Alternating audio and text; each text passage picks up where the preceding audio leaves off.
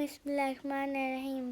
السلام علیکم محترم ناظرین و کرام، امید کرتی ہوں آپ سب خیریت سے ہوں گے۔ میری دعا ہے پروردگار عالم بحق 14 معصومین علیہ السلام آپ سب کو اپنی حفظ و امان میں رکھے، آمین۔ چلیے دیکھتے ہیں آج مولانا صاحب کیا بیان فرماتے ہیں۔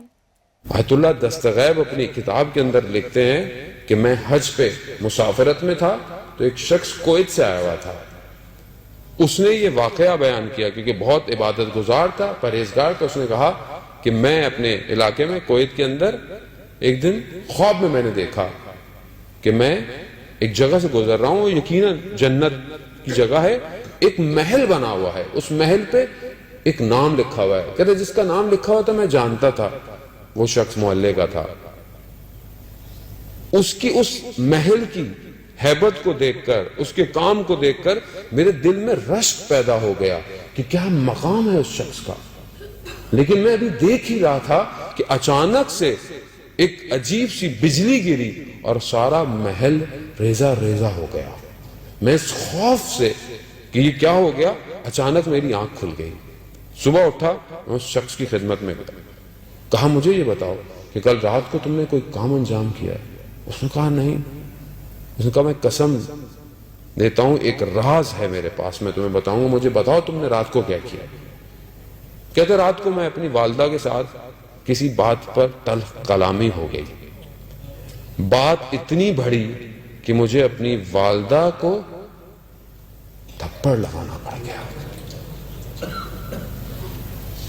تو وہ شخص کہتا ہے کہ پروردگار نے تمہارے نیک اعمالوں کی وجہ سے تمہیں ایک مقام دیا تھا، تم نے اس عمل کی وجہ سے سارا مقام ختم کر دیا۔ عزیزان محترم،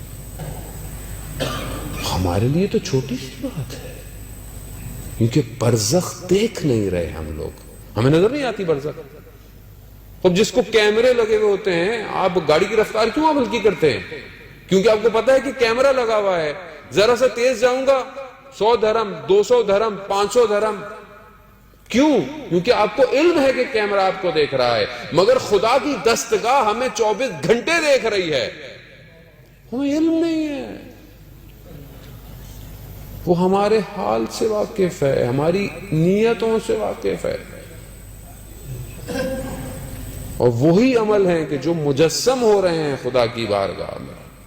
عزیزان محترم، یہ ایک واحد اگر درس ہم امام کی زندگی سے سیکھیں کہ امام بردباری اور وقار و متانیت میں مطمئن اور اطمینان رکھتے تھے۔ مومن ہے ہی وہی روایات کی روشنی میں کہ جس کی زندگی میں تلاطم نہ ہو کہ ذرا سا کچھ ہو جائے تو اچانک سے پھٹنا شروع ہو جائے۔ مومن وہ ہے جو پروقار ہو، کیونکہ جب تک آپ اپنے اعصاب پر قابو رکھیں گے تبھی تو آپ کچھ کر سکتے ہیں، تبھی تو آپ مسائل کا حل نکال سکتے ہیں۔ لیکن اگر آپ کو اپنے اعصاب پر قابو نہ ہو، ہم تو نمک کم ہو کھانے میں، یہ کیا بنایا ہے، میں اتنی محنت کر کے آتا ہوں۔ ماں باپ تو ہم لوگ، آپ پرانے لوگ، آپ کو کیا پتا؟ تو پھر قرآن نے، مطلب قرآن نہیں جانتا تھا کہ کیوں بولا کہ اپنے والدین کے ساتھ احسان کرو، نیکی سے دیکھو۔